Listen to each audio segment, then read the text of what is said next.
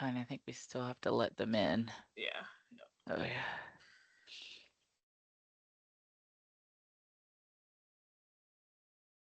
Hello, everybody. Welcome. We're going to Welcome. get started here in just a minute. We are just going to give everyone a chance to hop in here.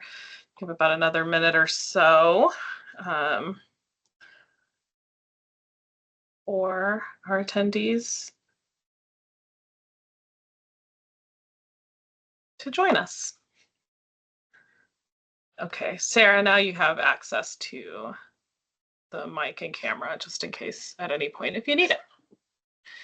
Okay. Sarah, hey. Hi guys, long time no see. Yes, hi. We get to see a lot more of you soon. Oh, I know.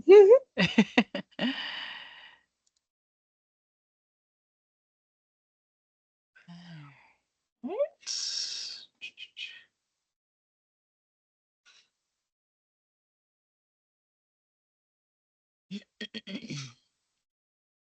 Oh. Well, they're getting in here. Hopefully everyone's having a good summer, what's left of it.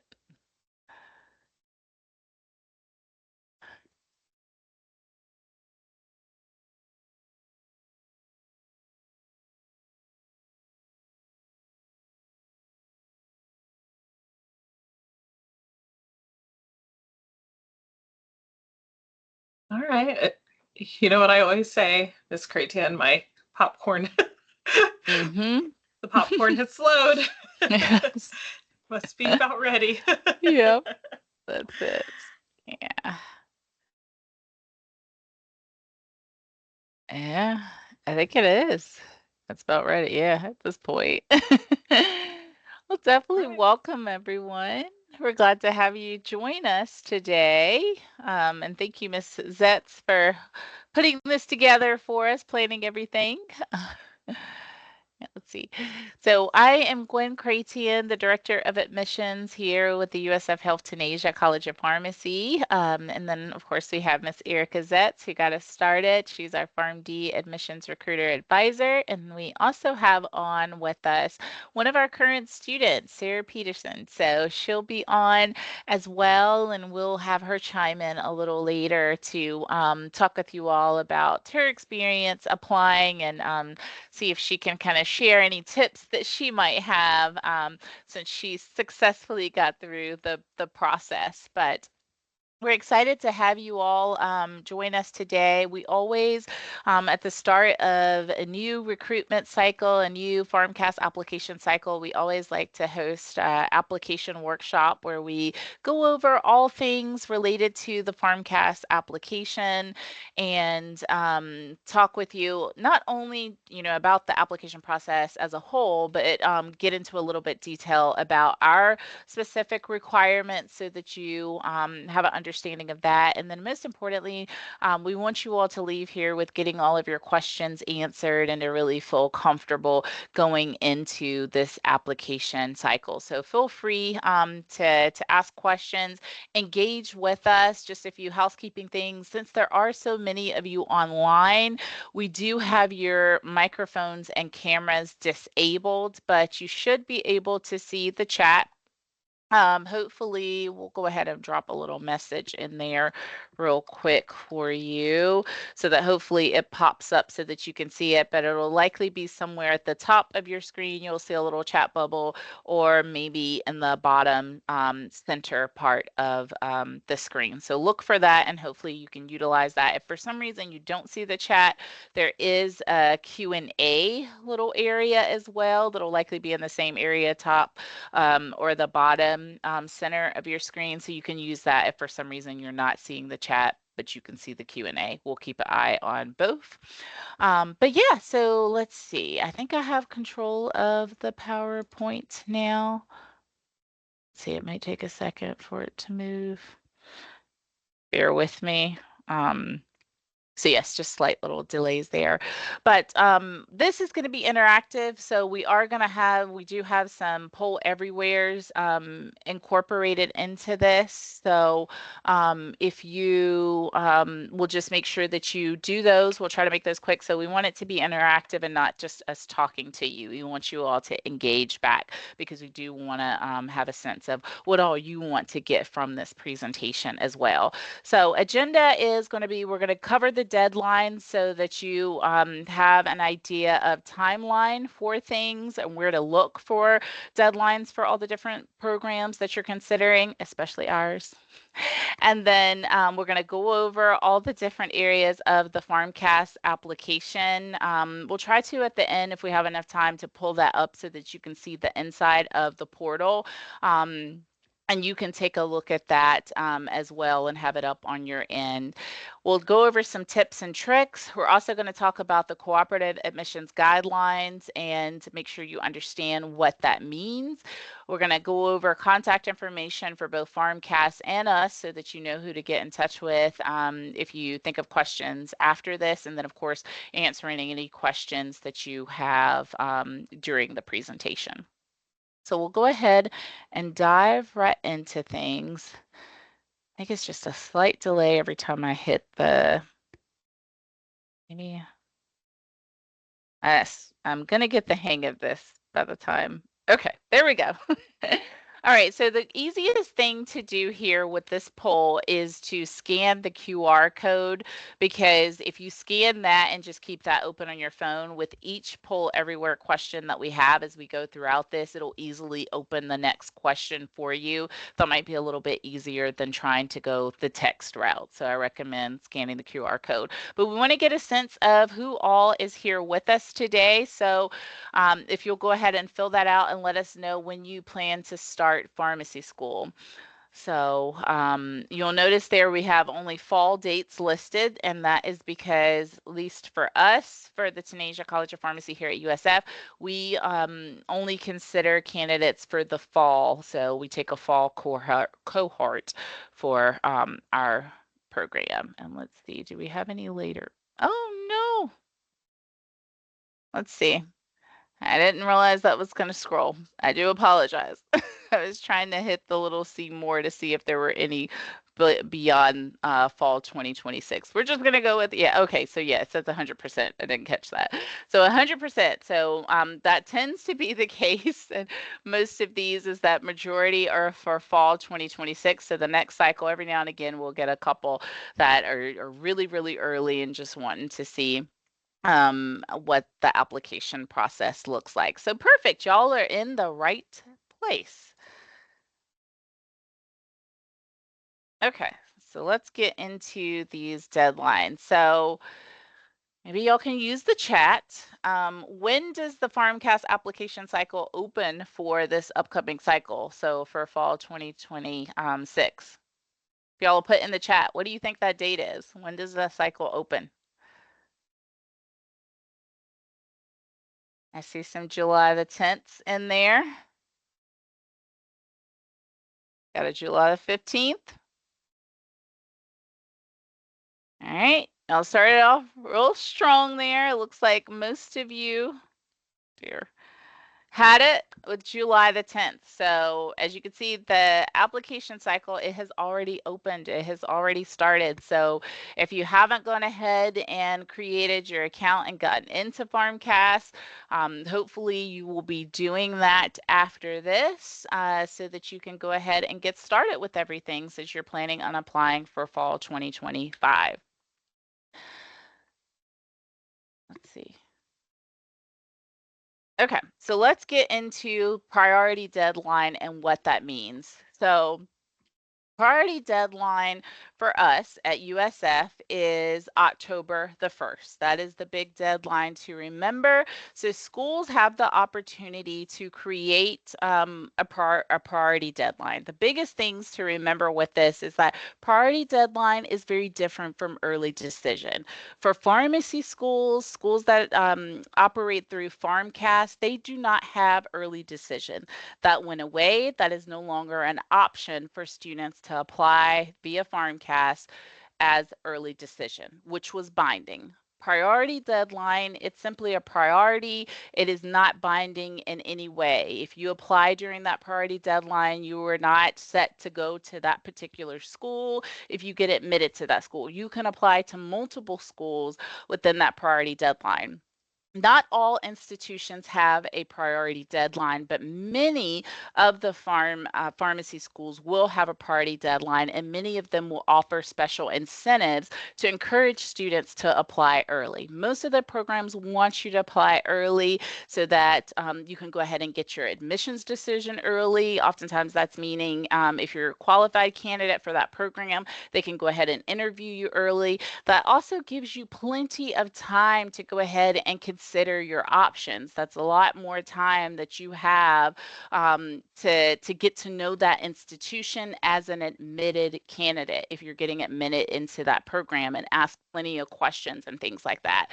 So for us, again, our priority deadline is October the 1st. Students who apply by that deadline with us will be considered for an increased dollar amount merit-based scholarship if they're offered admission into our program. So with that, you do have to meet whatever that criteria is at the time that you were offered admission. So that means if your GPA later goes up after you've been admitted, you know, we're not going to go back and say, oh, okay, well, we'll give you an increased dollar amount now. That when we offer a candidate an accepted scholarship, that scholarship stands for what their merit, their admissions requirements were at that time. So what their GPA was, because that's what we are looking at, since you know, that's what we go off of for merit. So keep that in mind. The other thing that I will say with this is, for us, the average GPA for our incoming class right now, so for fall 2025, so the class of 2029, is a 3.5 GPA. So with that, know that when we are looking at candidates and considering candidates for merit-based scholarships, we are going to look at those candidates who are most likely going to be at least at our average or higher for those competitive scholarships. So keep that in mind when you're thinking about what does it mean to get a merit scholarship and what are they looking for. We don't outright tell you, you know, a specific criteria or anything like that, but just kind of keep that in mind. I definitely encourage you to reach out to the different programs that you're considering to find out, again, what their priority deadline is. We can pull it up and show it to you at the end, but you can utilize the PharmCast school directory. You can filter by states. There's different little categories that you can filter by to make sure that you're looking at all the schools that you want to look at, and it'll, you know, pull up and show you exactly what their priority deadline is and what their regular decision deadline is, so that you know that for each of those schools, and then you can kind of click on each one of those schools to go into their school directory page to find all the information that you're wanting to find from there. So keep that in mind. So yes, I think those are the main things that I wanted to share with you about the priority deadline. So keep that in mind. Let's go to the next. And then I see we have a question in the chat. I'll go ahead and answer that real quick. Is the GPA based on overall GPA or just from the pharmacy prerequisite courses? That's a great question. So for us, when we're looking at your overall GPA, it's your overall GPA, and oftentimes that's what they're looking at in terms of scholarships. But I will say one of the other GPAs that we are really focused on as well is your science GPA, and we are also focused on your math GPA. Ms. Zetz, what are you doing in my PowerPoint? Okay. Um, so So those are the GPAs. It's okay. Those are the GPAs that we are looking at. We do we will go in and calculate what your prerequisite GPA is as well. So it's not really just like one specific GPA. We are looking at a variety of GPAs when they're looking at your application file, to be honest with you. And so that's the reason why we say it is holistic, because they're looking at a variety of different factors with your with your transcripts and also who you are as an individual and what all you have been doing to showcase your strengths, because we really want candidates that are going to demonstrate that they can be successful in our program. So they're looking at a variety of different things and they don't really feel that just that overall GPA sums it up. So they're looking at some other points as well, data points. So hopefully that answers that question there. And then let's see, we're going to move real quick on to the regular decision deadline. So again, we had priority, but then there's the regular decision deadline. And so that's usually schools, if they don't have a priority deadline, they will have a regular decision deadline at the very least, because they have to set some type of deadline. For us at USF, our regular decision deadline is February the 2nd. You'll notice that's a change from last year. Last year, we had our deadline set for May, but you'll see that is moved up significantly.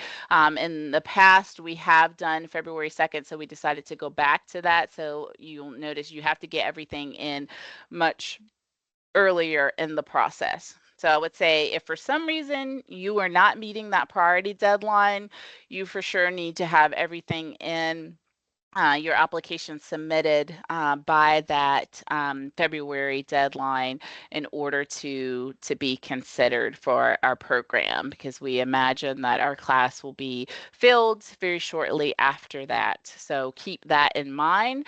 So when you are looking at submitting your application, there's certain terminology that you'll want to be mindful of in terms of getting all of your items submitted. So we say that everything, your materials need to be received by that deadline. So your application needs to be received by PharmCast.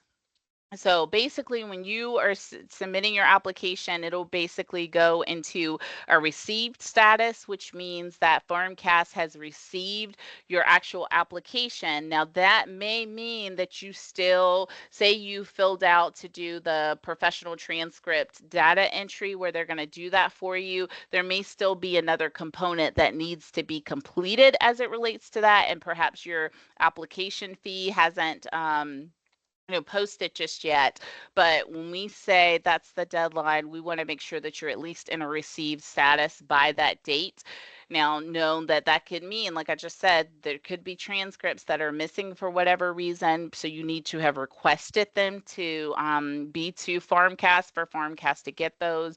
And same thing, you need to be in the process of getting that application fee submitted so that it will get posted to your account. Because again, the longer you wait, the sooner our class is going to have filled up, and you could miss out on the opportunity to get offered an interview or even really fully be considered for that cycle. So I would say getting everything in by that deadline is going to be in your best interest, because our interviews are on a rolling basis. The whole admissions process is on a rolling basis. So we already have applications for this cycle. We've already started reviewing those applications, and we're about to start offering candidates interviews. So just kind of keep that in mind.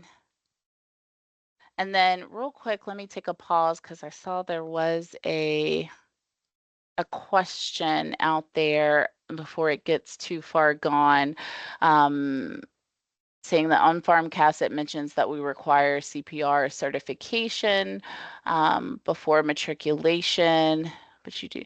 So once a candidate has been offered acceptance into our program, we have a variety of items that they have to complete, which is kind of separate from the initial PharmCast application process. And so we send that information out to students, but it's not something that they have to worry about until after they're accepted. So if students follow this timeline of getting everything done by, October for the priority or February for the regular decision deadline, they have months before matriculation where they can get their criminal background, drug screening, CPR certification, any of those types of what we call pre-matriculation items completed. And so you don't start those until you actually deposit with the institution, confirming that that is where you're for sure going. So that is when you start that process. I hope that helps answer that question. All right, so best practices. Hopefully I didn't skip anything.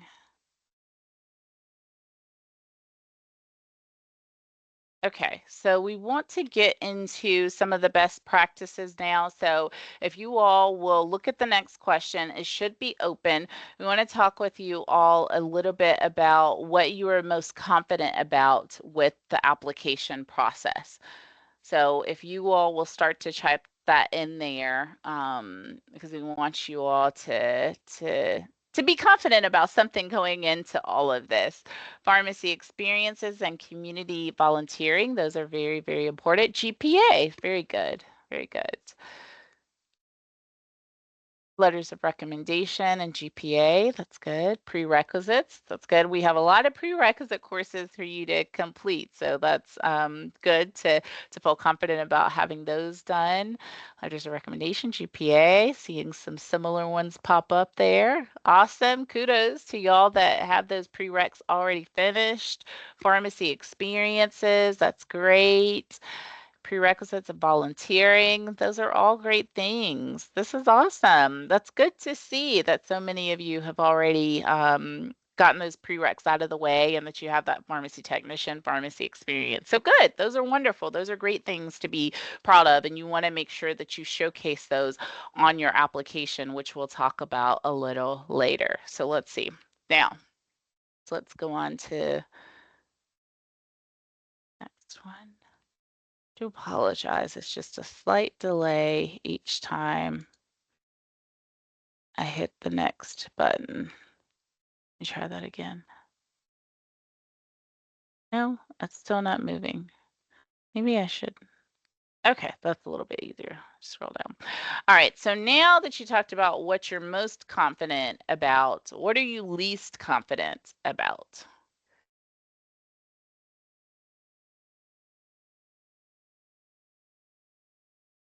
What do you feel least confident about with the application process? Okay, so on the opposite end of that, some of you not having all of the prereqs completed, not sure what to say in your personal statement, or having poor grades during dual enrollment that might negatively impact the GPA. Okay, we can address some of that. Interviewing, which we do have an interview workshop. We'll talk about that at the very end. GPA and complete prereqs. So it's very opposite. What some of the others were saying. Personal essay, interviews, letters of recommendation,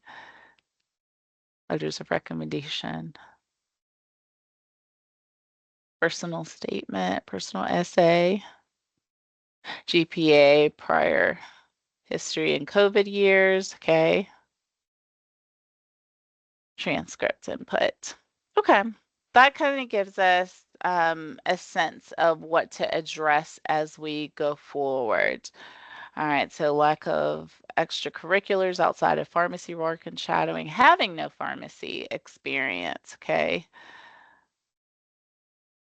Okay, all right, so that gives us an idea of where everyone is. But y'all came to the right place. It's okay to not be as confident about certain areas, but you've identified those areas, and that's always a start. So you know what you can focus on as an area to strengthen for going forward. So all right, so if you haven't already, this is the Farmcast website. So definitely jot that down. I don't know that you can just click on it. So if you'll just jot that down so that you have it, or if you just Google Farmcast, you can go to that site so that you know exactly where to go to start the application process. I knew I was going to go a little too fast. So when you start the application process, it's going to ask you a question about your program plans or the kind of extended profile. Basically, it wants to get a sense of, are you an applicant for this cycle, or are you an applicant for a future cycle? That way programs know that as they are reaching out to you, especially with their communication to encourage you to apply for this cycle, and trying to answer any questions that you might have for the current cycle or even for a future cycle. So just make sure that you are filling that out correctly. So if you're applying applicant for fall 2026, you're going to be a current applicant. If you are just poking your head in there to get a sense for the next cycle, then you would put, that you would be considered an applicant for the next cycle, so 2026, 2027. And if you're beyond that, then you could put future cycle beyond 2026, 2027. Sometimes candidates are undecided. So they're really, really just unsure.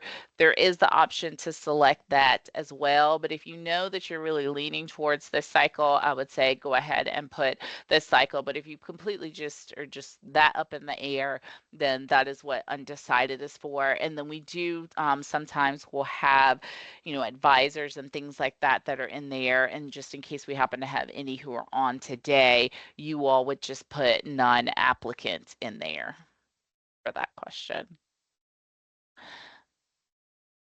I was going to go a little too fast. So one of the other big things that you will see when you're in PharmCast is selecting which programs that you would like to apply to. So that's very important because that is going to start to add up how much you're going to pay for each of the different programs that you're planning to apply to. So kind of keep that in mind. PharmCast charges $180 for the first program that you're applying to, and then after that, each additional program that you add, there will be a $60 fee. So as you start to add those on, you'll see that total so that you have an idea of how much it's going to cost you to apply to the different programs. And I think that's very helpful. It also allows the programs to know that you are considering their program. So let me see here. I think okay, that you are considering their program. So keep that in mind because it's going to allow them to get your contact information so that they can start reaching out to you. So as soon as you select certain schools, you might start receiving emails from them. Within the PharmCast application, it's also going to ask you about text and phone authorization. So whether you give permission for schools to text you. Knowing in this day and age, many institutions have some type of software to text students, or they may have a faculty member who's reaching out and may feel comfortable with sending you a text if they can't get a hold of you via email. So just kind of keep that in mind. If you don't want to receive text, then make sure that you say no for that as opposed to yes. One of the other things that tends to happen, I always want to mention this, is once a student has decided, okay, well, I'm not going to apply to that school, I've gotten accepted where I'm going to go, and then they still are receiving emails from programs, either you need to go back into the PharmCast portal and unselect the schools that you're no longer considering so that they no longer have you in this loop of emails. That is realistically what you're going to have to do because otherwise the system isn't sophisticated enough to remove you. If you're still there, you're going to show as in progress with those institutions, even though you're not planning on applying. So just unselect the schools that you're no longer interested in, and then that will resolve you getting those additional emails from those programs. So just kind of keep that in mind. Set yourself up for success. Make sure you're reviewing everything ahead of time. So go through, review the application instructions. These are hyperlinks that we have embedded into this PowerPoint. Ms. Zetz is going to send you a follow-up email after this so that you have the actual PowerPoint and you will have these links to access everything. So don't worry that you can't actually see what we're mentioning just yet. So, but like I said, review the application instructions so that you have those. PharmCast is very good about giving detailed instructions about all of the steps along the way.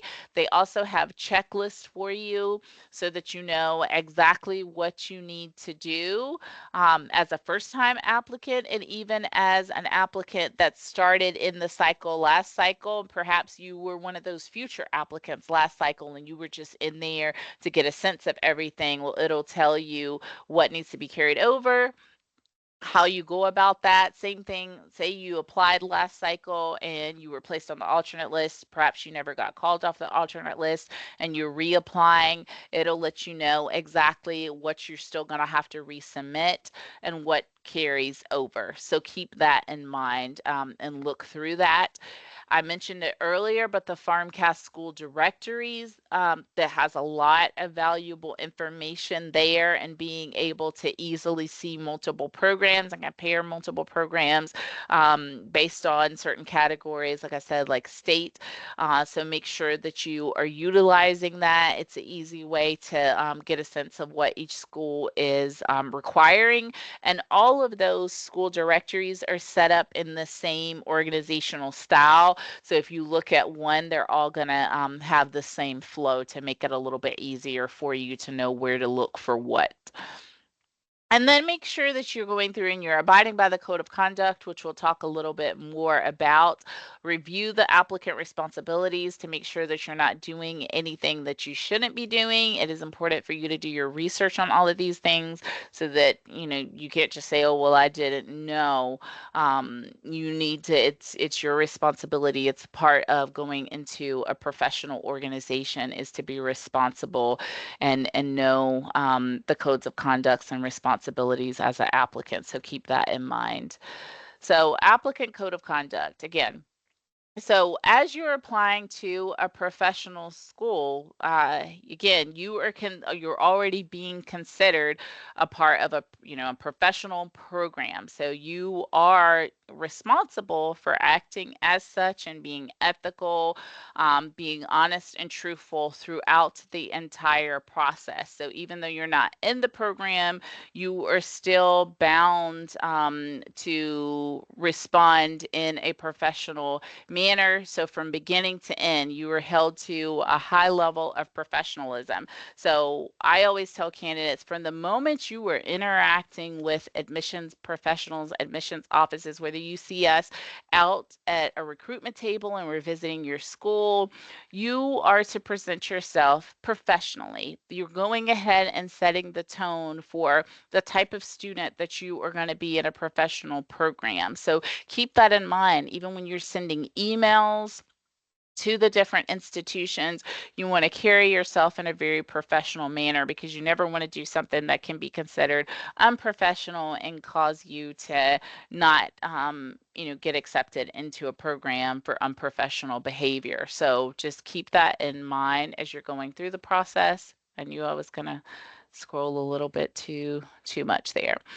We do have board principles that PharmCast sets in terms of guidelines for you all. Again, you want to be honest and act with integrity during the admissions process. You want to respect the knowledge and value and skills of the admissions process and the faculty and staff, those individuals that you're working with in the admissions process. You know, respect the autonomy and dignity of your fellow applicants, admissions staff. You know, each school has their own process that they are going to follow. That is their process, and you have to respect that. And you also have to be accountable and responsible for your actions, and manage how you respond to certain things. You know, everything might not have a great decision or outcome, but how you respond to that can go a long way. So just kind of keep those things in mind. There can be violations depending on how you respond to certain things or certain actions that you take within the application process. So please keep that in mind. Some examples of violation would be plagiarism. That is a big to-do right now, especially as AI has taken the world by storm. It's been around for a long time, but now it's all the rave is AI.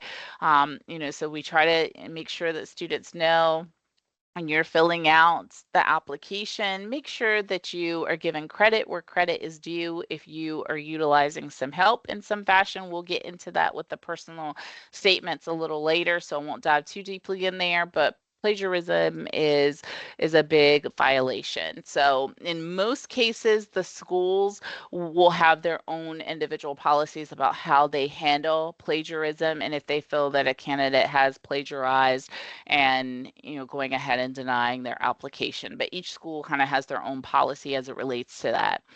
No shows for interviews. That's another one that comes up. If you are not gonna, you're not gonna make it to an interview, you've already decided that you are gonna go elsewhere, don't ghost an institution. That is extremely unprofessional. And when you are a no-show for an interview, the schools will report you to PharmCast, and then PharmCast will make a note in your application file so that every other program can see that you are a no-show to that institution.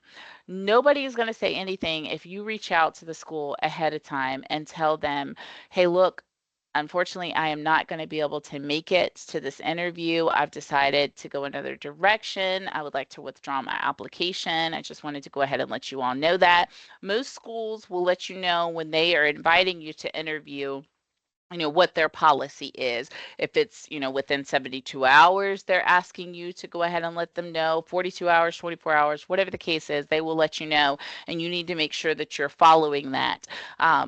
The schools have access to see if you opened an email. In most cases, they could see how many times you opened an email. So saying that you didn't get the email isn't going to cut it either. So just be open and honest. And if you don't feel like getting on the phone and telling them that you're not interested in their program anymore, just send an email. That's the easiest thing to do, is to just send an email and let them know that you're going a different direction. Now, of course, if something happens and you have something major that goes on, reach out, shoot a quick email, a call, whatever it is, and say, oh, I have this emergency that's going on, and they will work with you in those cases, true situations where something is going on and you can't make it here. We've had a student, get a flat tire on the way in and end up being late to the interview and called us and mentioned that. So, we are very understanding when it comes to those things, but true, just outright no-shows, that is unacceptable. Again, so schools will report violations to AACP, and then it goes through a conduct review panel. So they will determine if a violation occurred and look at all the information that was provided. AACP, of course, those individuals have access to PharmCast to see those emails that the admissions offices would reference. And then they'll go from there to decide, if there'll be a sanction, sharing the violation across all schools. Like I said, if it was a no-show, depending on the severity of the situation, the application might be revoked, and the individual might lose the privilege to enter the pharmacy field. So just kind of keep all of those in mind. Okay, I think I'm up, Miss Crazy. Oh, is it you? Okay. Yes, I took back the, the control. So I think I am up to give some tips and tricks about the actual application. But before we get started with kind of going through the application elements, I think we should go ahead and just kind of review the chat and see, because I know there were several questions coming through there. So I did want to just kind of address some of them, although I think Sarah did a great job answering several of those questions. So I think I did see a question about the prerequisites and completing those. And again, we're going to talk about these in more detail.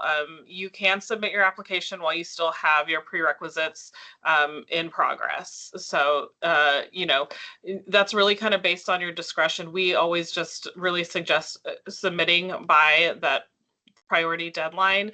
The goal is that you have to have those prerequisites completed by the time you matriculate. So if you're accepted to start fall of 2026, then you will have to have all those prerequisites completed, obviously, and done well before being able to actually start the program. And so we'll talk a little bit more about that in detail.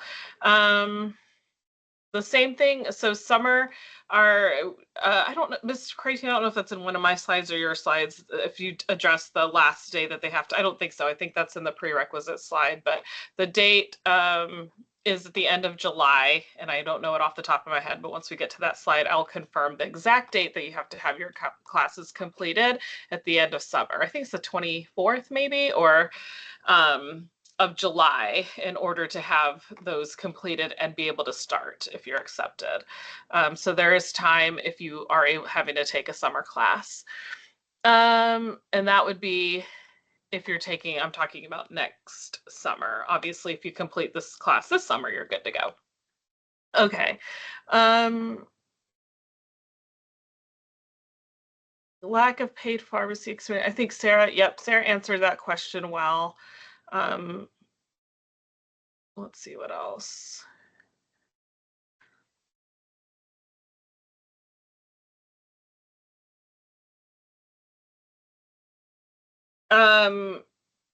You know, some of these questions I would consider getting on an advising appointment with myself or Ms. Cratian, because each situation can be slightly different and we can better advise on your situation. So if you have, like, you know, things very specific to your situation that you want to address, we'll share the advising link later so you can schedule an appointment with one of us and we can definitely talk you through and kind of give you some better advice for, you know, how you should apply, when you should apply, you know, and making your plans for that. So that would include things like, you know, whether you're waiting to get a letter from your science professor. I would personally like to know more about your application before, you know, giving you advice on when to apply. But like I said, most of the time we're really suggesting that you apply by the early deadline.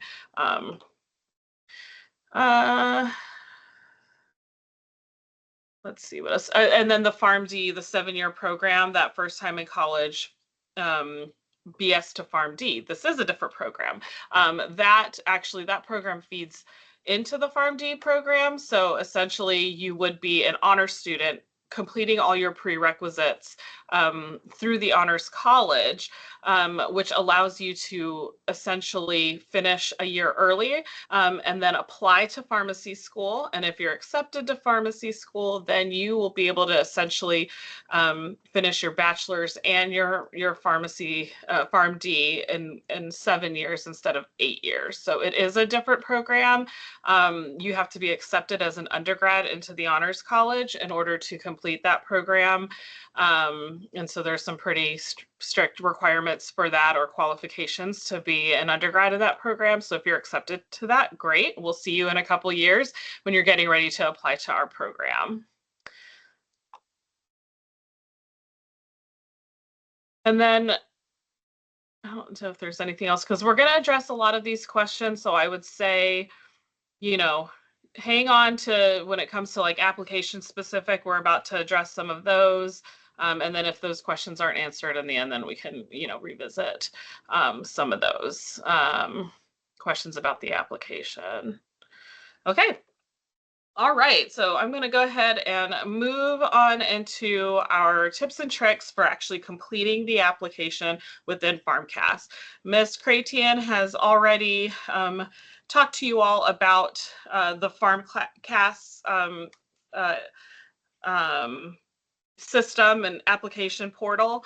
And so we're going to kind of dive in a little bit deeper with what that looks like and how you would, what to expect when getting in there. And as she mentioned, you can go ahead, if it looked like many of you are planning to apply this cycle anyways, and I think most of you have gotten in there. If you haven't already, go ahead and start your account within PharmCast. There's no pressure to get anything done right away, but it is an opportunity for you to go ahead and start exploring the application elements.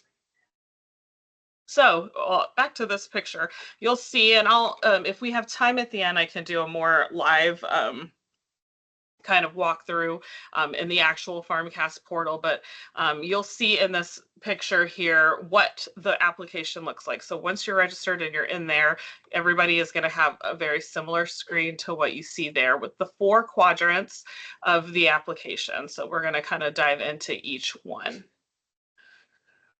All right, so the first one's going to be, you know, your personal information. So obviously, like in any application you ever fill out anywhere, we do need some of that biographical data.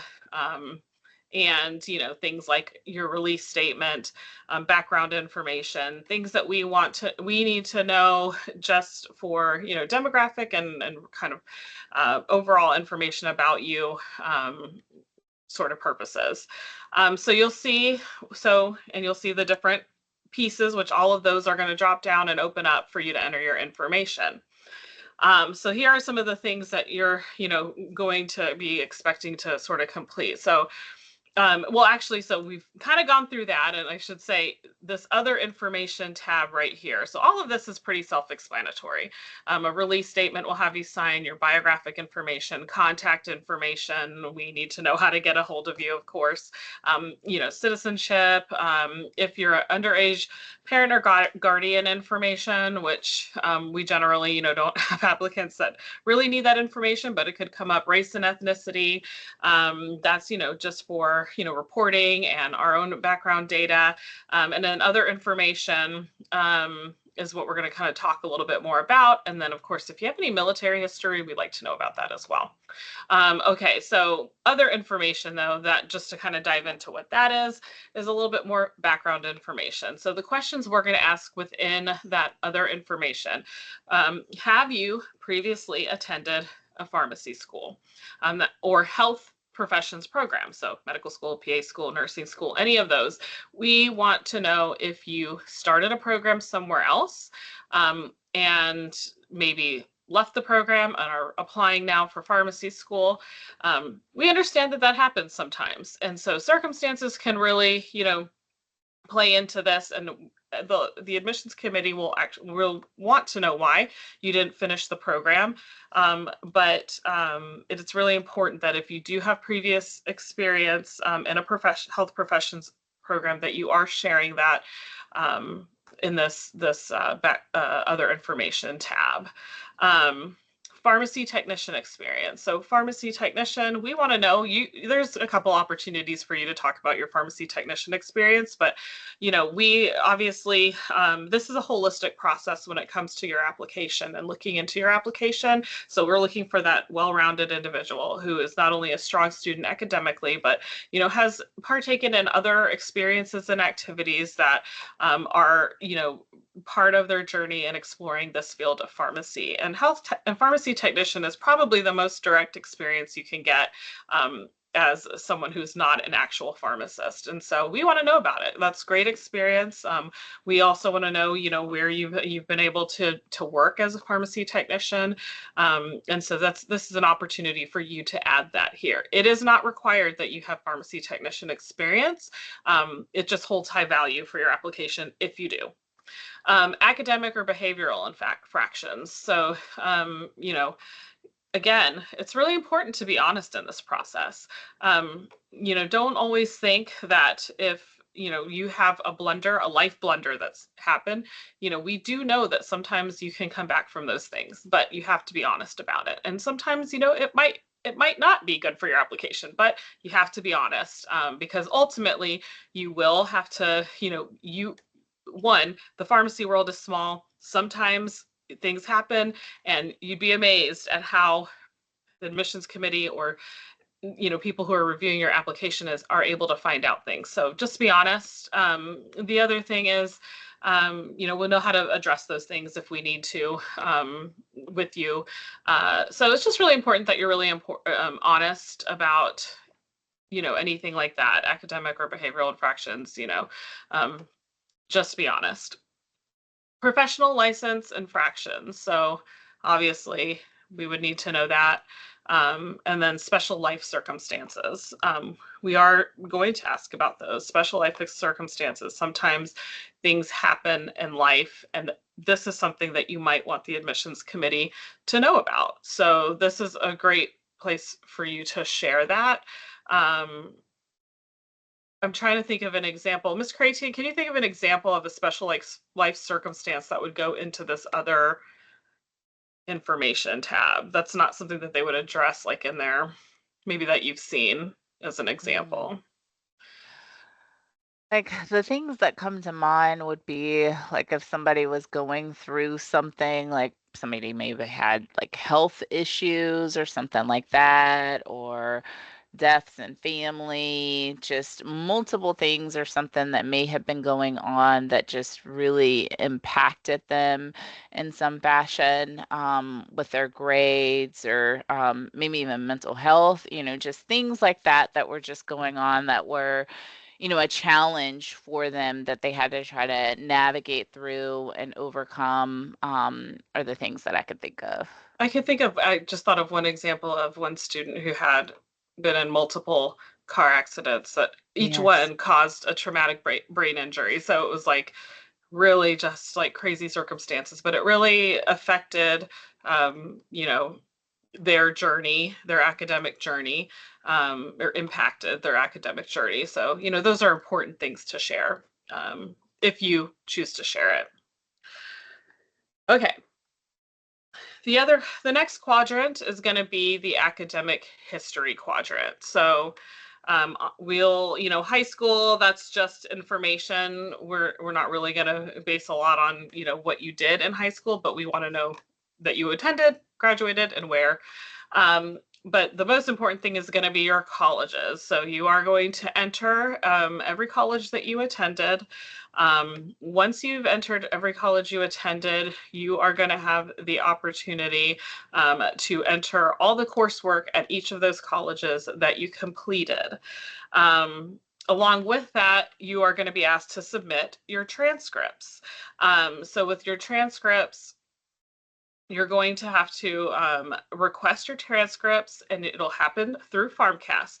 PharmCast will actually direct you to Parchment or National Clearinghouse as ways to request your transcripts electronically to be sent to PharmCast. So it's pretty easy. It's pretty straightforward within the application on how you're going to go in. You just want to know what schools use which platform. So whether they, use Parchment or National Clearinghouse, for example, USF, I think you can actually do either one with USF. So, but that's all going to be submitted and electronically requested through PharmCast, and then it'll be submitted to PharmCast electronically. And then your standardized tests, there's not really any that we're looking for. I'll talk about the PCAT later, but the PCAT's no longer required. So technically there's not much that's going to go in that standardized tests at this point. You could always add anything in there. We're not really, it was just the PCAT is all that we really consider. And we don't even really consider that anymore since it's no longer offered, but that is still there in case you do want to submit a score. All right, so the next question, let me activate it. How long does it take for PharmCast to post your transcript to your application from the date they received it?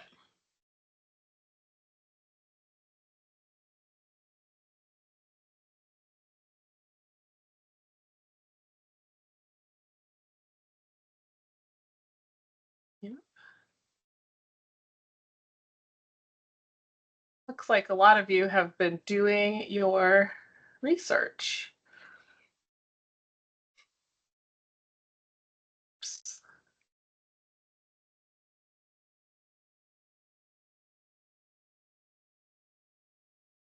This is a really good question.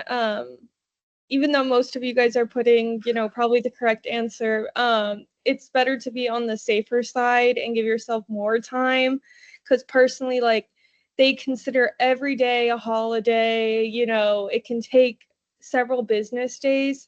So just be very careful, because personally for me, I did submit my PharmCast application by the priority date, but then the transcripts didn't come until after. So I was unnecessarily anxious. So always give yourself plenty of time. Yes. And you can do all that. So that's a great point, Sarah. When it comes to submitting your transcripts, you can do that early on. So it's almost like one of the first things you should just go ahead and start doing is entering that coursework and requesting those transcripts, because it is true that, those can be the one thing that holds you up if something happens, that can happen, and we don't want that to be the thing that's making you unnecessarily anxious, like Sarah said. Ultimately, your application will not be verified, and verified means PharmCast has received your transcripts and verified that the coursework that you entered matches with your transcripts, and then a GPA is calculated. Once that has happened, then we are able to review your application. So until that happens, we don't review your application. It's really important that you make sure that that application goes from that received, which is going to be the date that you hit the button submit, in received status. But we want to see that verified come across. And again, you'll be able to see the status of your application along the way. But yeah, definitely getting that process rolling early on is advisable. Thank you for that. Of course. I don't recall the exact price too, but I know there is a price on requesting the transcript. So just be mindful of that and make sure that you're still ordering. Yeah, exactly. That's on this slide. But keep that in mind so you know when to order it and stuff. Yes, and so that's going to really just depend on the service that you use. I think the fees are pretty minimal because it's mostly electronic, so you're not having them sent now. So let's dive a little bit more into transcripts overall. So I've already hit bullet point number 1, and that verification process.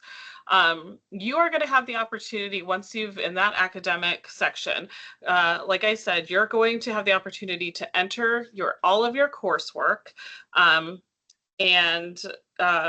or you can ask or pay PharmCast to actually enter it for you, and that's called the professional transcript entry. Obviously, that would require that they've received your transcripts in order to enter all that coursework. So that maybe it'll take a little bit more time, but you'll see there that there's a fee for doing that. It'll save you time and work, but you can do it either way. I think it's a mix, I think, of our applicants who either enter their own coursework or have it entered for them via PharmCast. So you can kind of go either way. And so just keeping that in mind, especially if you're going to do the professional transcript entry, to again start kind of jumping on that early on, so that, and knowing that that might delay a little bit because it's going to take time for them to complete that additional process of professional transcript entry. You are going to enter all coursework that you've completed, not just your prerequisites, but courses that you completed at any college that you attended, whether you've transferred in, anything like that. You're going to want to request transcripts from all colleges that you have attended, and then you're going to enter all the coursework that is in on those transcripts. Anything that you did AP or test credits IB as well, if it's on our prerequisite list, we will accept it if you get I think it's like a 4 or 5 depending on whatever type of course that you took or credits you earned. And so, but you are going to go ahead and enter those too. And so again, you're looking at, so this comes up a lot with advisees that I get, that if they did have AP credit and they were entering it on their transcripts, you're basically going to just go ahead and enter that in the term that the college granted you the credit for it. So that's where you'll enter that. And we know that you're not going to have necessarily a transcript, like a college transcript for it, but we will see that as like transfer credit. So that is fine. And then requesting your official transcripts, like I said, from every institution. And so we talked about, I already mentioned the Parchment or National Clearinghouse, either of those, your school will subscribe to one or both of those. And then finally, your planned or in-progress course. So your in-progress coursework is courses that you're currently taking but don't have a grade for yet. And then your planned coursework is courses that you are planning to take, for example, the person who put the message in the chat and said, I'm taking courses in the spring, I'll finish those in the spring. Those would be considered your planned coursework because you're probably not registered for those yet, but you're planning and you know that's going to complete kind of your all your coursework. So you're going to go ahead and enter all of that in PharmCast as well as planned or in progress coursework. Now, if you have several outstanding prerequisites and say you're going to take several of those courses, say you're submitting your application on October 1st, you still have maybe 3 prerequisites you're going to complete in the spring and maybe 2 in the summer. That's a pretty decent amount of prerequisites, and we want to make sure that it's a realistic plan for you to complete those. And so we may request a prerequisite plan of completion for those. And so you would get an email from us and we'd say, make sure that you complete that and send it in to us. So we just want to confirm that, this is a realistic plan. And we'll want to just make sure that you'll be able to complete those. So just keep that in mind. And like I said, just try to, enter all your courses accurately. Take your time through it. I think, it's possible to do. It's not going to be too challenging or difficult. It is a little bit time consuming is mainly what you have to sort of plan for on that, unless you do the PTE service. Okay. Are there any questions at this point that were sent that I should address? Okay, I think some questions are being answered. Okay, there. All right. Ms. Kratian and Sarah are on it. All right, so the next question. Do applicants have to have all prerequisite courses completed to submit their PharmCast application? This was briefly brought up. Let's see who is paying attention. No. So far, all no's.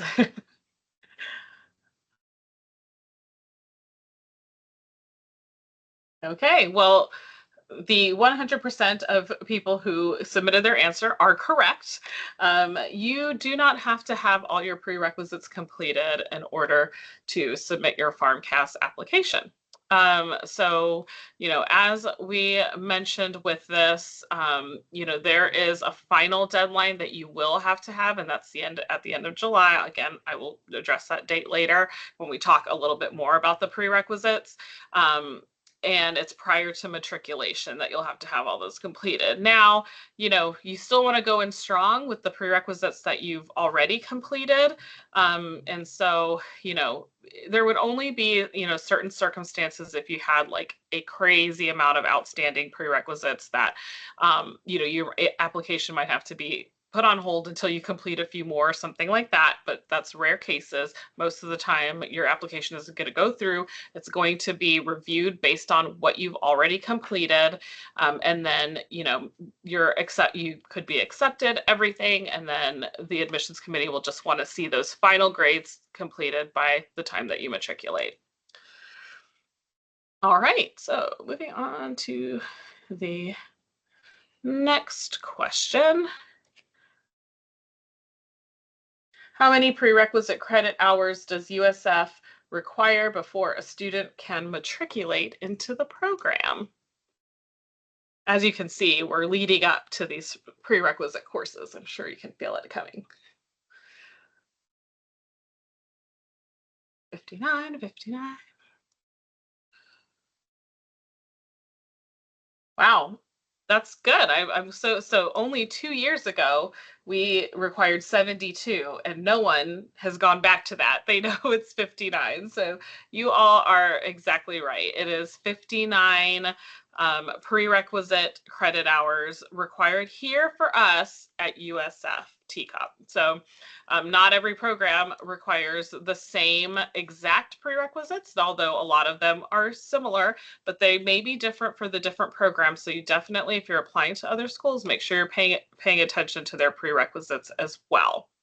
One of the things we're so special here because we have these additional special prerequisites that we require for you to have that not necessarily every other program requires. So you'll see the ones highlighted in red: cellular molecular biology, genetics, and microbiology.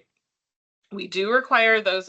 We want you to have those courses coming into our program so you can basically already have that base knowledge and be able to hit the ground running with those courses. So you'll see those highlighted there.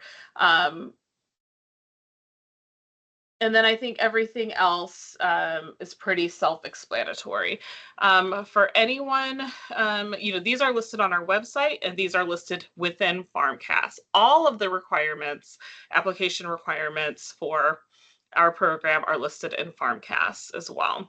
So definitely, be sure to just kind of revisit all of that within PharmCast if you need to.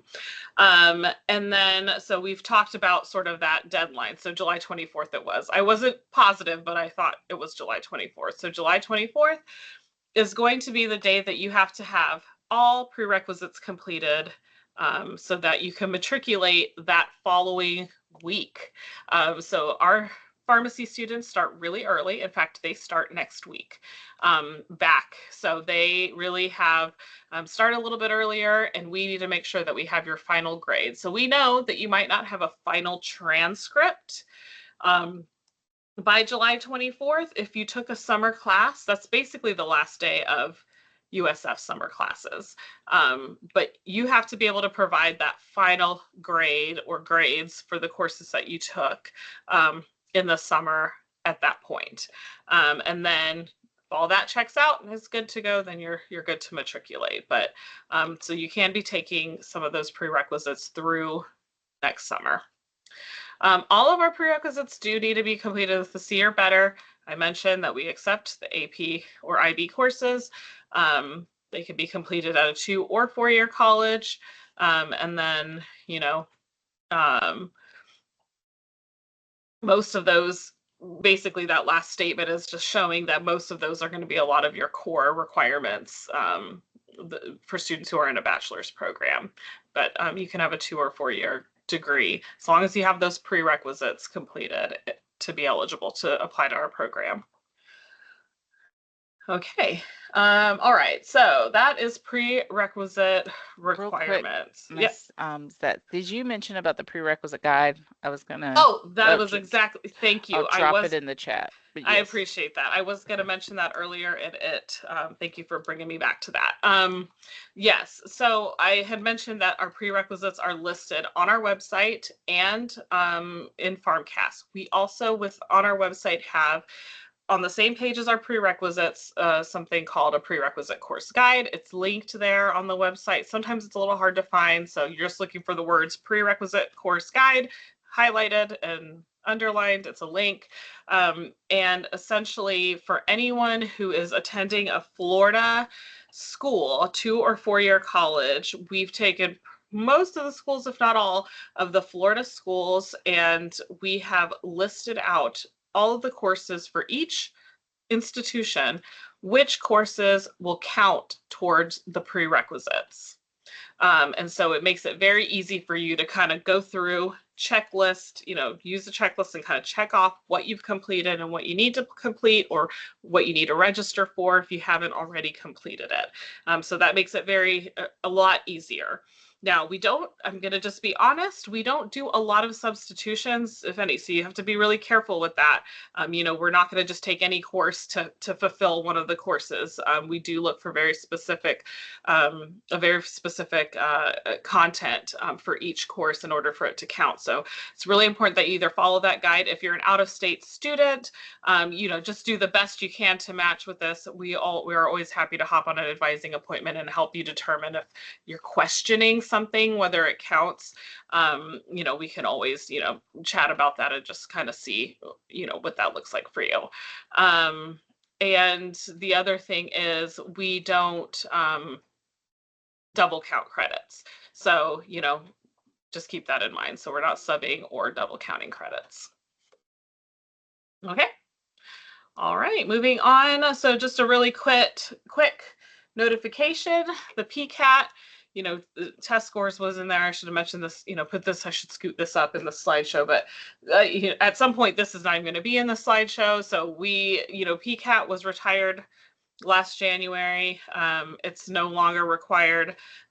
You know, for anyone who may have a PCAT score that was taken within the last 3 years, you're welcome to submit. But for most people, you know, it's no longer required. You can't take it. It's not considered with the application. If you had a strong score within the last 3 years and you want to submit it, it could be considered with your application. But otherwise, we're not requiring it. And moving forward, it is gone for all schools. So keep that in mind. All right, supporting information. So this is going to be the third quadrant of your application. And so this is going to be, I see a lot of questions about letters of recommendation, experiences, you know, we've talked about experiences, achievements, licenses, and certification. So this is another, like I said, there's different opportunities for you to add your pharmacy technician experience. And so this is another place that you could do that. And then of course your personal essay or personal statement, as we call it. And so I'll also draw attention. So you probably noticed on all of these quadrants, there's a link down there at the bottom. And so Ms. Cratian mentioned that we have these live links that you can click on, because you'll get after today, you'll get the live PowerPoint presentation. So you'll be able to click on those links, and there's some videos that PharmCast actually provided with some tips and tricks for all of these things. So just keep that in mind. Okay, so talking a little bit more about personal essay, the next question for all of you is going to be, how many letters, I didn't click over, how many letters of recommendation does USF require?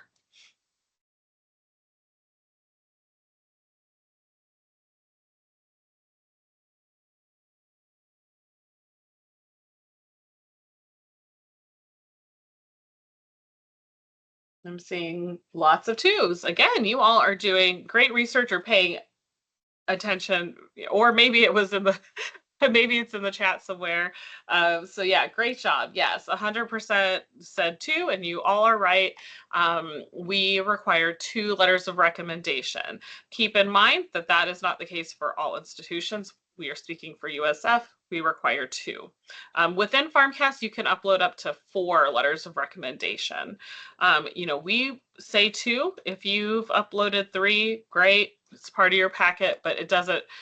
You uploading 3 compared to the applicant that uploaded 2 is not necessarily going to mean that you're going to be more qualified. It just means, okay, there's more information for the admissions committee. But you know, for us, we like to see, so the admissions committee likes to see one of those be from a science professor. And so we, you know, want you to go ahead and start making those connections if you haven't already. We know that can be hard because your science courses can be very large, but we want to hear from a science professor, and you know, for them to be able to say that, you know, you have the ability to do really well in a heavy rigorous program, or you know, science heavy coursework. So keep that in mind. Again, it's highly recommended or preferred. But if you can't get one for a science professor, or if you feel like you don't really have enough of a relationship with a science professor for them to write anything that's meaningful, then you can consider, you know, another professor, or, you know, maybe anyone else that you think might write you a strong letter. Yes, if you worked for a pharmacist or healthcare professional, those are great letters as well. So even if you worked for like a physician, if you want them to write you a letter of recommendation, fantastic. That would be great for a second letter. Or, you know, if you had a research mentor, or, you know, something like that, any of those would be good options for another letter of recommendation.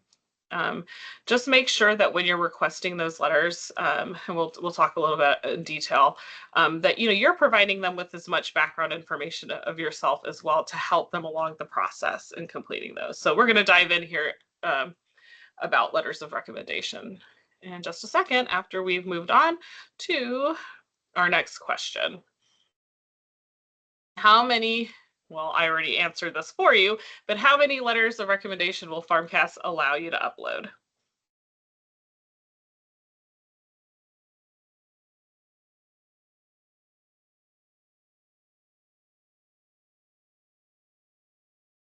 Yep, you are correct. 4 letters, you are able to upload up to 4 letters within FarmCast. And so again, that's kind of up to you. And whether you choose to do that, for us, it's required, just the 2 are required. All right. Okay, so speaking of letters of recommendation, a little bit more information about those. Those are going to be requested, like so many other things in your FarmCast application, through FarmCast. It's similar to the transcript request thing, where you're going ahead and taking care of that even before you hit submit on your application. You are going to go in, and this is in that supporting information quadrant. You're going to go in and you're going to enter the contact information for your recommenders. At that point, FarmCast will actually, and so when you're entering, you also will be able to enter like a date that you want to have those received by. So you can really set that to whatever you prefer. I always suggest to students not necessarily choosing the date you're going to submit your application, maybe like a week before that or something, so that it's not going to be something that holds you up. But go ahead and give them a date that's reasonable based on the time that you notify them of your need for the letter. And you make sure that you're giving them ample time to complete that letter.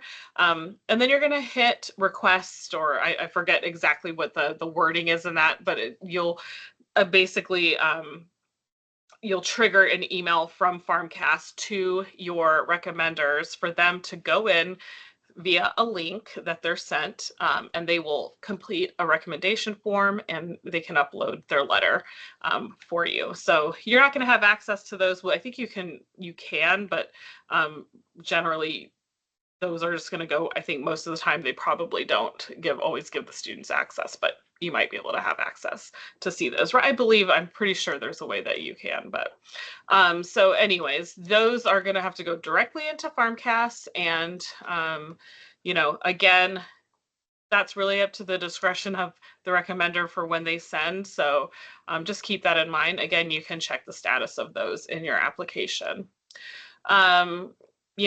Always make sure that you're giving them a heads up. So before you go into FarmCast and send this, trigger the email, you want to make sure that you actually have reached out to them prior to that and let them know you are applying to pharmacy school.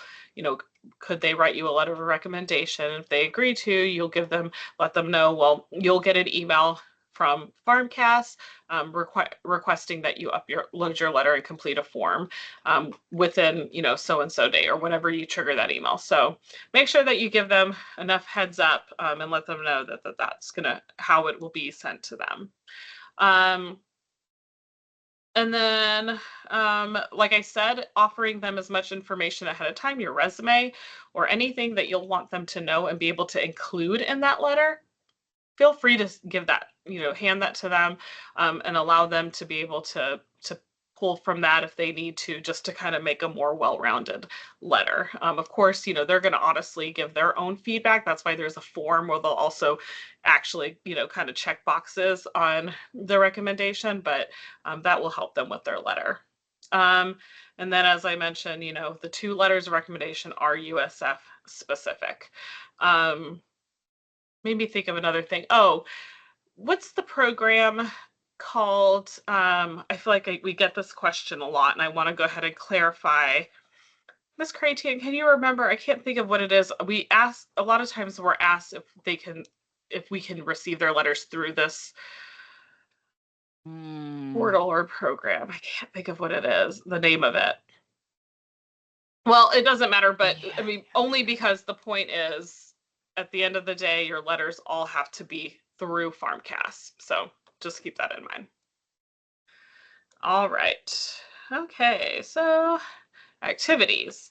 Again, this is in that supporting information quadrant, activities. So, we always say, enter any and everything that you can. And I think I saw where Sarah said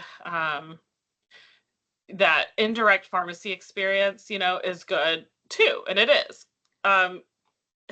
Customer service experience is good. You're going to be working with patients, you're working with clients. So a lot of things can be kind of drawn back to being not only a healthcare professional, but a professional in general. So, don't count anything out. Make sure that you are including everything that you've done. Extracurricular activities can include anything that's like volunteer work, just, certain hobbies that maybe you can kind of bring back to, the world of healthcare. If you're involved in student organizations, we want to know. If you're a leader of a student organization, we definitely want to know. Quick tip, if you're not already a member of your pre-pharmacy society, become a member. One, they are going to offer lots of resources to help you as you're kind of working through and getting ready to apply to pharmacy school. But also, we have a great relationship with Pre-Pharmacy Society. We like to see that students are involved. It's an easy way to connect to the field of pharmacy. So definitely get involved in your Pre-Pharmacy Society or pre-health organizations. Work experience, as I mentioned, if you're showing up and you have a job, period, whether it's healthcare or not, you're working on a team, you're time managing, you are, being accountable. Make sure that you're including that. And then, of course, if you've have a specific or health specific job or pharmacy specific job, that's going to hold an even higher value in your application. So again, because it's a holistic process, the admissions committee is going to kind of consider all of those things and getting the sort of bigger picture of who you are and what you've been doing.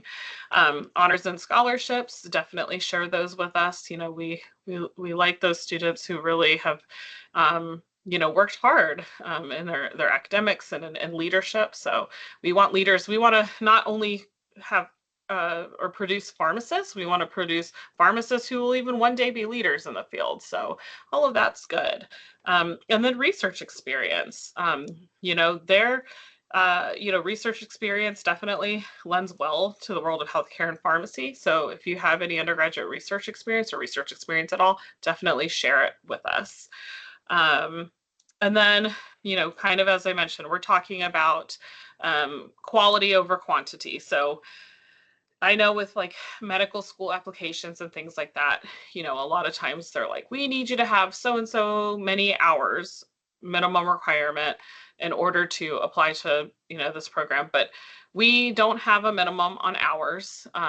We like to see more of like consistency or just really, in depth and not sort of like those kind of one-off cheapy experiences, but really kind of spending more time in something and, sort of giving a little bit more of your time and passion to something.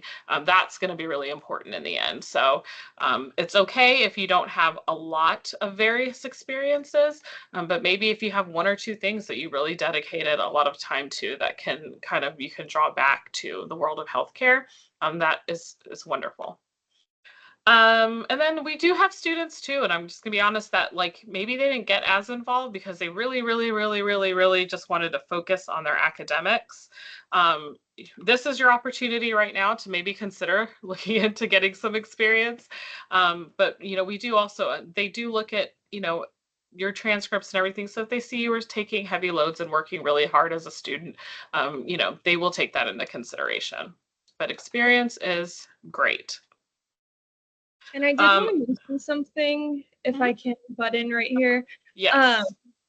So another really important thing about, considering with your application is this is not just who you are as a student, but it also shapes and tells us who you are as a person. So there's a lot of character building that can happen through volunteering. Like we can kind of peek into your life and see what kind of virtues you have. So like nothing, yes, we want quality over quantity, but like don't discredit something you've done because even though it seems minuscule to you, it could have made someone's day. Like your involvement really could have made an impact. So feel free to like let this section show who you are as a person. But also if this section isn't as strong as you'd want it, there's other areas of your application that you can kind of elaborate on to say, this is why I wasn't as involved as I would like, and this is how I plan to change it when I go into pharmacy school. So there's always a way that you can frame things and, you know, try to make yourself better. I'm sorry, my cat. But don't forget, this is an application for you as a person as well as you as a student. I love that. That's great advice, Sarah. And you're exactly right. And there are sections within the activities and experiences section where you would describe what you did. And I always tell advisees, I say, you know, this is your chance to kind of, you know, apply what you did to healthcare and pharmacy, or like Sarah said, who you are, and show how that shaped you or impacted you in some way. So the admissions committee may not pick up on that right away, but if you put it in that text box, that kind of free text box, then you're already going ahead and kind of giving that information to them, making it a little easier for them. So feel free to do that. Okay. All right. So personal statement. Let's see, we're getting there. All right, personal statement. So this is, you know, going to be the admissions committee's first kind of glimpse of who you are. You know, your interview is going to really bring it home, but that personal statement is kind of going to be their first idea. You know, give them the first sort of glimpse and idea of like who they're dealing with here. So, you know, take time on these. Start preparing these. You know, early on in your application process, start working on something that really exemplifies who you are, what you've been doing to get to this point, why you want to pursue the field of pharmacy, what interests you about it. You know, this is a place where you can share what makes you unique as a candidate. Or maybe even share a story that's really kind of guided you to where you're at this point in time. And so definitely, you know, take time on these, you know, make it very authentic to you. Obviously, it's important that they're grammatically correct, you know, and they've been reviewed and, you know, you have them sort of cleaned up, but don't get too hung up on it being, you know, a perfect masterpiece. It really is, it has to be authentic to who you are. So, you know, go ahead and make sure that you're spending time on these. Have somebody else look at it, you know, before you enter it in your PharmCast application. It is, you're going to actually physically enter it into your application. So it's like copy paste, but you have a 4,500 character limit. So basically like a page. You know, and so it can vary, you know, it's a 1-page limit. It doesn't have to be an entire page. If you feel like you really, you know, explained everything you could, and, you know, you don't have to be exactly 4,500 characters, but make sure that it looks like something that you spent time on. So if you submit 1 paragraph, you know, or 5 sentences, then you did not spend enough time on that. So make sure that you're taking the time to work through that, and make sure you feel good about it before you submit it. And the personal statement, I believe it like it's going to actually go across other programs as well. So you don't have to make these USF specific. It's more going to be like pharmacy specific. But there's other places in the application where you'll talk about why USF. So we'll talk a little bit about that. Okay. And then, of course, Ms. Creighton already went over academic integrity and stuff. And so don't plagiarize. Be honest and authentic. I know AI is out there, and I think the you know, overall thing with AI is you can use it as a tool to help you, but don't use it as the tool to do your work completely. So just, you know, keep that in mind. All right. And then the final quadrant is going to be the program materials. So Ms. Creighton had already mentioned selecting the programs that you are applying to. Within this program, once you have done that, in this program materials section, the 4th quadrant, each university that you're applying to is going to be listed under this section. And so in this example, we've only selected USF. And so when you click on USF, then you're going to see the specific requirements that are just for USF not necessarily for the other colleges. We have some essay questions that we'll ask you. And so so starting with our homepage, that's just going to be information about our program. It's kind of like a little mini website. There's some links you can click on, learn more about our program, admission requirements, things like that. So that's going to be the first. Then those program specific questions. They're essay questions that are going to address things like what we call distance traveled, which is just like is there anything in your transcripts or in your academic history that you might want to share with us, or in general that you'd want to share with us to clarify? Maybe you had a really hard semester and your grades were not strong that semester. Well, do you want to share with us why? So that the admissions committee understands that was not characteristic of you. Life circumstances kind of, impacted you that semester. We like to see, they're going to look at trends in your transcripts as well. So, if they see that, you had maybe your transition into college was rough and you really kind of messed up your freshman year, but then you kind of put on your adult pants and then you went on and started your sophomore year, you kind of really stepped it up and started to do better. You can certainly share that.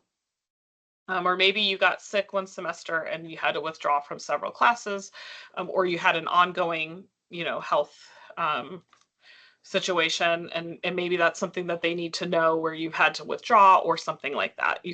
This is the section where you can add that. And then one about professionalism. So there's going to be a question that's going to ask you about, kind of how, what you see professionalism being. So you're going to, answer this. Again, these are short essay. And then why USF? So this is kind of where I mentioned that, you could kind of specify why you don't want to go to USF in this section. And then you'll see that those are actually optional. My personal opinion is go ahead and fill them out. I mean, I'm sure you have an answer for both of those, so I don't know why you wouldn't complete them. But again, it's just another great way for them to learn more about you. So go ahead and complete those if you can. And then another thing that you'll complete is if you'll check if you've applied previously to our program.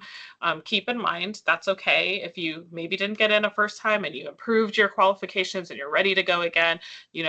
We admit students who have previously applied and did better the second time around, or did what we advised them to do, and they were had a stronger application the second time. Just know that is okay and that's good. So make sure that you're checking that if you have previously applied. We will want to know about your kind of criminal background. So there's going to be some questions there about that and some other like disclosures and stuff. You can upload documents. We don't actually have a requirement on documents that you can to upload. A lot of times students might upload a resume or certifications or things like that. That's really up to you. It's not required, but you can definitely do that. Some like to upload their pharmacy technician certification, or if you did take the PCAT and you wanted to upload your scores, this would be the place to do it. And then prerequisites. Again, so you are going to enter your coursework in that academic section, but this is where you're going to actually match the prerequisites with the courses that you took with our prerequisites. And so that's another kind of small process there where you're going to make sure that you're matching up the courses that you want to be counted for our prerequisites. And so again, that's why it's different for each school, because they're different. So you're going to go through and do that for each program that you apply to. All right, so that is the final quadrant. Oh, yeah, wait, we're not done. Sorry. Common problems to just consider here. Sarah mentioned this, PharmCast processing time. Don't wait to the last minute. Make sure that you are, on top of these things, especially when something has to be requested and that's relying on somebody else. It's really important that you go ahead and kind of get on top of that. you know, we've talked about the letters of recommendation, how sometimes those can be delayed. You know, if you get to the point and you're waiting on like one letter of recommendation, but you have everything completed in your application and you're wanting to meet the deadline, go ahead and submit. As long as we see that has been requested, we'll keep an eye on it, and we'll review your application once that's been received. But we'll know that you've already submitted your application, and so that's when we'll consider you have, once you hit submit, that's the date that your application is considered received.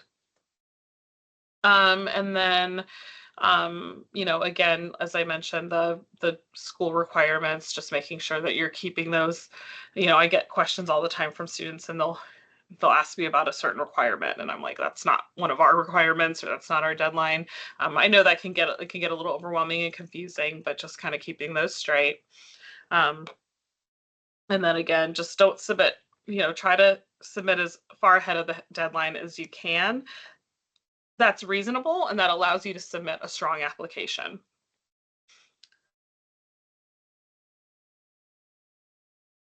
All right. And then, so after you have actually hit submit on your application, now, and also one thing I'll just mention, if you are applying to multiple schools, you can submit each one individually. So you're not, like, when you hit submit, you're not submitting all of them unless you hit the submit all. Don't do that. You know, you're going to submit them as you're ready. So once you have submitted your application, one thing that we know, like, we will continue to send emails. We'll send you emails to remind you of things. We'll send you an email to let you know if you've been selected for an interview. I know Ms. Cratian touched on this a little bit earlier, but just checking your spam and junk folder regularly. If you're expecting to hear something from us, or you're still in this process, just check that every once in a while, because you know, actually often, because for some reason, you know, the system that we send emails through, which basically is connected with PharmCast, you know, it does tend to get stuck in spam sometimes. So we really just expect you to check that.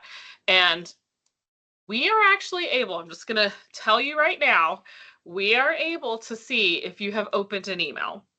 So if we're expecting something from you and it shows that you opened it, and then you tell us, oh, I didn't see that, then know that we know that you are not being honest. So just try to, you know, be as, you know, cognizant of emails and communication from us as possible. Again, we're not here to, like, we just want to really support you through the process, and we work really hard to try to stay in communication so that this is not you just waiting around for answers, but we're staying, you know, constantly in communication with things that we need or that you might need from us. And then updating your coursework and transcripts as necessary. So if you do have some courses, like say you're completing fall courses, there is a fall, like an update period where you can go in. They're called academic updates. You'll get a notification from PharmCast that says this window has opened, and you're able to go ahead and update your grades and everything within PharmCast. We do not request or really want you to send us any updated transcripts directly to us at USF. All of that is updated through PharmCast. And then lastly is really just checking that application status. You can go in there as often as you'd like and kind of see what your status is. And if you have very kind of PharmCast specific questions, like something's caught up, or, you know, something's not, you know, I'm seeing that when a transcript has not been received yet, what's the deal there? Things like that. PharmCast, you can reach out to PharmCast. We suggest reaching out to them first. They're going to kind of be your first stop, because it is probably due to their system. There's not much that myself or Ms. Cratian can do about it. Now, we can certainly advise on maybe the next steps, which a lot of times might be reach out to PharmCast, but they're pretty good at getting back with you. You know, they will help you through the process. There's an application help center as well it's pretty good, honestly. There's a lot of information in there that will kind of help you with just navigating the actual kind of logistics of the application. So just keep that in mind as well. All right. So I think, yep, that is the end of my part. Miss Cratian, I'm just going to click through for you if you're okay because with that, Yes. because I think earlier I was messing you up because my mouse kept disappearing and I had to keep, so I don't want to do that again to you. Sounds So you can good. just tell me. And then I guess before we do that, let's break and see if anyone has any other question that hasn't been addressed. Oh, you guys, yep, looks like lots of good questions and great answers. Okay, Yeah. fantastic. All right, so Ms. Cratian, take it away. Okay. All right. So up next, we're going to go over the cooperative admissions guidelines. Next slide. So this is how PharmCast AACP kind of regulates you making a final decision, because obviously schools want to know when candidates have made a final decision, and you all as incoming students, applicants, need to make a final decision on where it is you are going to go so that you can get everything finalized in terms of your pre-matriculation items with those schools. But obviously AACP wants to make sure that candidates have adequate time to, again, explore their options and figure out which school is going to truly be the best fit for them. So they came up with cooperative admissions guidelines, and institutions have the option to participate in it or not. So we are one of those institutions that does follow the cooperative admissions guidelines. So basically what that says is before March 1st, candidates can hold multiple deposits. Obviously, that's a time period where schools have their priority deadlines, and in some cases, even their regular decision deadline is falling before that. And so candidates are interviewing, and hopefully they're getting offers at different institutions. So they can go ahead and put a deposit down with multiple institutions and hold their seat at multiple institutions so that they can continue to kind of weigh their options. With that, it's saying that those institutions can only require a max of a $200 deposit. So AACP is wanting to keep that deposit amount down for candidates and not have them having to pay $1,000 here, $1,000 there for deposits, and kind of, spending a bunch of money, because these deposits tend to be non-refundable. So ours is non-refundable. So keep that in mind. And then these institutions cannot require a second deposit prior to March 1st. Now, we only require one deposit, but there are some institutions out there that do require a second deposit, but they're not going to be able to require that second deposit prior to March 1st. So come to March 1st, you need to have made a decision on which school you want to hold one deposit with. So hopefully you have done all your research, you've doubled back around to those institutions, gotten to, meet with and talk with more faculty, current students. You've asked all those questions that you want to ask. You have a sense of scholarships that you're being awarded. You've connected with financial aid to ask them any questions. You've done your due diligence there so that you can feel confident with releasing some of those deposits, except for the one that you want to continue to hold. Now, going forward, like I said, you need to have withdrawn from those institutions. The institution that you hold that deposit with will stay in touch with you. We can see on our end when you have multiple deposits. So in most cases, the institutions that you are holding deposits with will be reaching out to you and reminding you of this March 1st deadline. AACP will be sending out emails reminding candidates about the deadline as well. So you'll have plenty of time to get all of that squared away. You can still from there, maybe they're the school that's your number one choice. You hadn't got an interview from them yet, and then you get an interview from them. You can go ahead and interview with that other school And then if you get offered acceptance to that school and you want to deposit with them, you can do that so long as you withdraw from the other school. Okay, so keep that in mind. The point is, after March 1st, you can only hold one deposit. So you're going to have to make a decision on if you're going to release the one and go with the other one. So there's that. And then the other piece is, like I said earlier, is that those schools that require a second deposit, they can go ahead and require that second deposit at that point. So if one of the schools that you were holding a deposit with required a second deposit, and that's the school that you want to continue to hold your seat with, and they require that second deposit, you have to be ready to pay that second deposit, and they'll communicate with you in terms of getting that to them. So, but that is basically how the cooperative admissions guidelines work.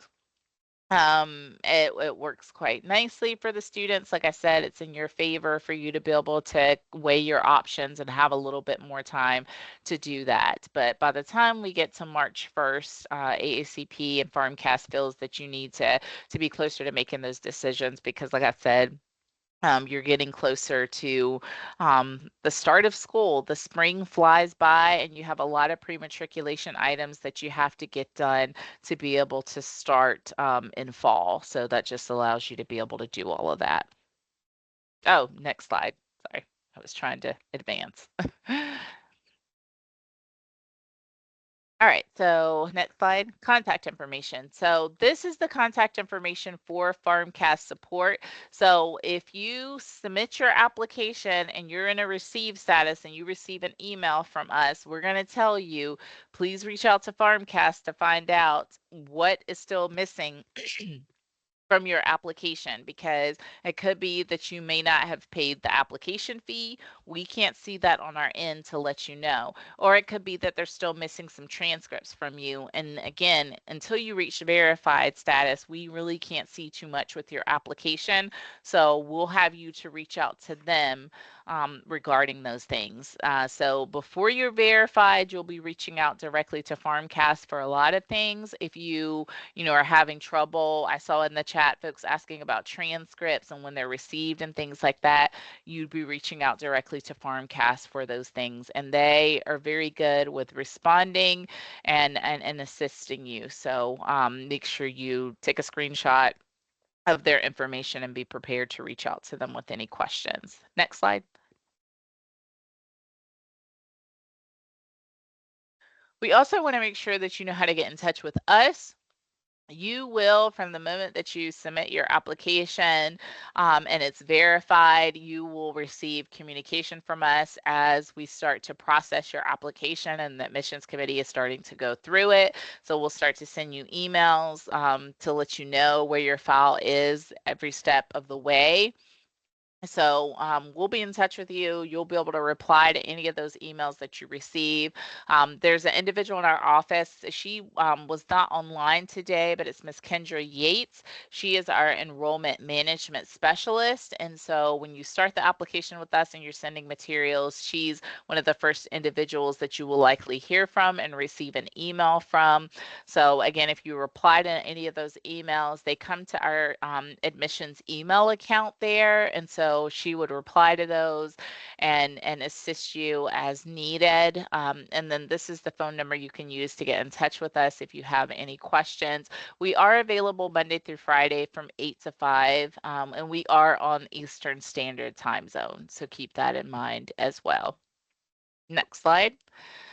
Advising appointments. We do host a virtual advising appointment, so we definitely encourage you to meet with us if you have, more specific things that you would like us to look through with you.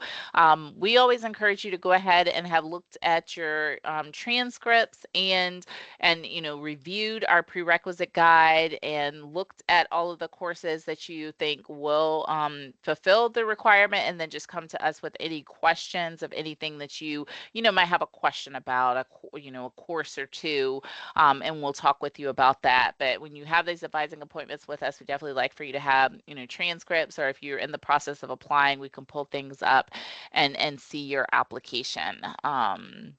So keep that in mind. We do those advising appointments on Mondays and Wednesdays from 10 to 1:45.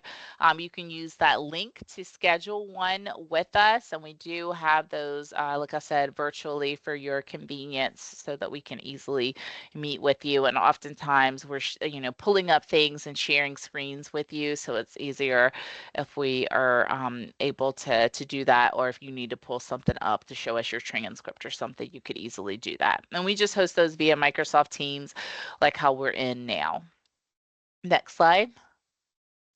Upcoming events to keep in mind. We will host an interview workshop, just like we host this application workshop every year. We always host an interview workshop. Those are offered virtually. So it will be on Wednesday, September the 3rd. We always do it right before we are about to start our interviews for the new cycle. So right after that, we will have our official interviews start. And so it's a chance for you to connect with us. We will go over all things related to interviews, not just specifically how we do our interviews here at Tenasia College of Pharmacy, but we will dive into our interview day so that you are prepared for that. We do have some changes coming through with our interview day and how those are structured. So it'll be very different from the previous years. So definitely encourage you to check out that interview workshop so that you are prepared for our interview experience coming into this year if you're invited to interview with us. And then last but not least is the Pharmacy School Virtual Fair. This is the AACP Pharmacy School Virtual Fair. Every year they host a virtual fair. They're actually hosting it on 2 days this year. I think it's on that Thursday and Friday, but I think we signed up to participate on the Thursday. So if you are joining in and you happen to have any questions and you're going to be there during this time frame, we'll be there from 2 to 6 p.m. is when they're having it on that Thursday. Definitely tune in. We'll be in there, and I think it's going to be on another platform and not Career Eco. They will send that information out to you. I just remembered that as I was seeing it, Ms. Setz. Sorry about that. But they will, if you register for it, they will send you information on it so that you don't miss anything as it relates to that. And it's free to attend. So definitely check that out. And just a reminder that when you get this PowerPoint, those are live links. So that will send you right to the registration page. Perfect. Thank you. All right. Yeah, next slide. Okay. All right, so I think those are all the things that we really wanted to cover with you all. So now we'll just continue to answer any questions, and then I don't know, do we have time to pull up? Yeah, I think I can demo real quick, just kind of logging into PharmCast and just point out a couple of things while we get some questions in there. So I'm just going to let me just share my screen real quick. Okay, while you're pulling that up, I'll mention to them. Okay, I saw a real quick question about personal statements. In the advising appointments, no, we do not review your personal statement. Tips for that, I can't remember if Ms. Zetz already mentioned it or not, but get with your writing center. If you happen to have a writing center, they are great for reading over those for you, is what I would recommend. Or if you have, say a peer that's going to be applying professional school as well, they could maybe look over it in terms of just making sure that it captures the essence of who you are and what you were trying to convey with it. And then you'll just want to make sure that you're really, spell check and grammar as well. But yes, okay, I'll toss it back to you quick. I just want to answer one of those. Yeah, okay. So I just really quickly, you'll see here, this is pharmcast.org. All you have to type in. If you haven't already, you're going to go here. Now, first I'll actually draw your attention because I always feel like you won't see this when you go into the portal, but on the home page is all this preliminary information that you can use before getting into the application. I use this a lot even now to help answer questions. This application instruction, great information. So, there's information on like transcripts, for example, everything you need to know about transcripts, all of these drop down. I mean, all the things you need to know. Here's kind of applicant conduct, so you can read that ahead of time. Are the pharmacy school directory. This is a great place that you can go in and compare different pharmacy schools, their requirements, and you know, whatever you want to know about them and how you can kind of do a side-by-side comparison there. And then here's your applicant help center and resources. And a lot of these links will lead to some of these tooltips and tutorials that are in our presentation as well. So if you go to the Apply tab, you're gonna see the login page. Gonna sign in. I've already created an account. So first thing, if you have never logged in, you're gonna get that box that's going to say, what type of applicant are you? Future applicant, current applicant. They're going to want to know that first before you kind of get to this point. But here it is. This is the portal. It has not changed in many years. It looks pretty much the same. There's some things that are a little bit different, but the 4 quadrants we talked about. And a couple of things that I did want to point out. This is the ad program section that Ms. Cratian mentioned. And so this is where, like, say, okay, I'm interested in Appalachians College of Pharmacy. I would add it here. Once I've added any colleges I'm interested in, that's where you'll see those here and submit applications. So I've pre-selected these schools already. This shows sort of the status of each of my applications, or kind of where I'm at in completing them. So the further you get along, the further this little green will get to the completion. And then when it's ready, your submit button will light up and you can hit submit. But you'll see here, this will tell you, this is where you can submit all of them if you just choose to do that. You'll see the total and fees for me applying for, these 3 schools. It's going to be $300. So you'll kind of get an idea of how much you're going to spend and, applying to these schools. And then here's where you would check your status.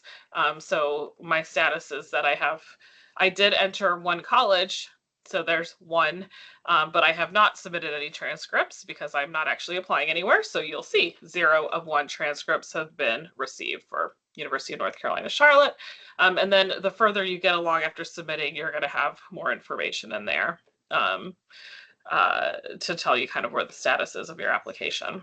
And then you'll see that here. So all of this in progress means you have gone into PharmCast and you have created an account.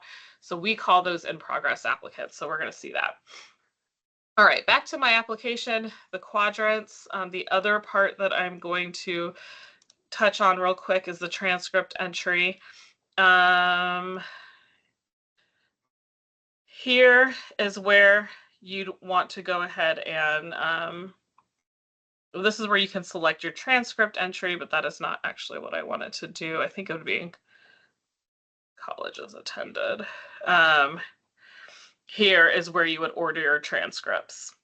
So I did just want to point that out. It's under the colleges attended. This is where you're going to go ahead and enter the colleges that you've attended, and then it'll ask this little button here, and that's going to lead you to parchment services and everything. So it'll kind of take you through a step-by-step process in ordering those.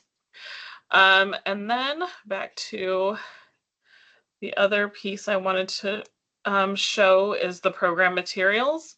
So this is where you'll see the colleges that you have checked as interested in this section. And this is where you're going to see the different schools and requirements, or like any additional. So this is where this kind of gives you a glimpse at our short essay questions, the background questions, disclosures, and things like that you'll have to sign. And then like I said, we don't require it, but if you wanted to upload a document, it's going to be here. And then your prerequisites are here. So this is where you are going to, well, this actually breaks down all of our requirements, prerequisite requirements. And that's where you're going to go into your transcript entry, and you're going to select the courses that you're going to want to match. And then you'll see them match up to our requirements. So that's where you'll do that. So I think that's the things that I were less self-explanatory in the slides, but I did want to just kind of cover those things with you. So, and then for anyone who's reapplying, I actually transferred my application over. So like my personal information, some of that transfers over. And so you'll see where they said that we're transferring your PharmCast information. So anything I had entered. Now, some things don't transfer over for reapplicants.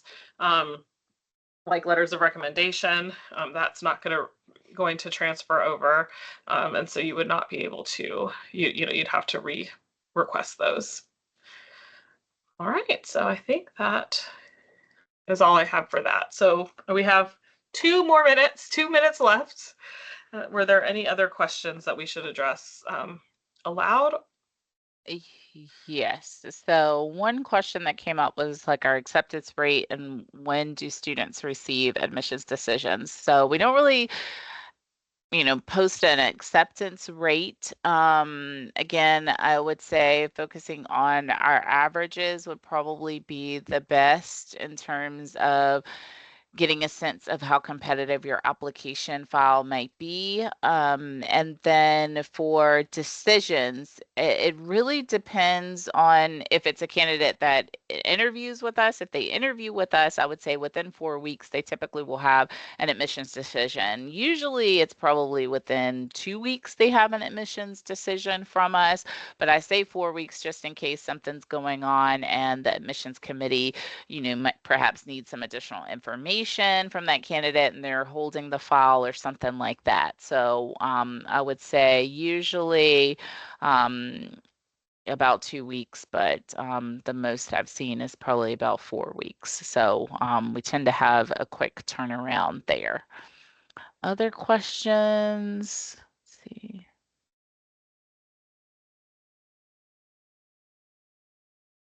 How many prerequisites is considered to be a lot outstanding? About 5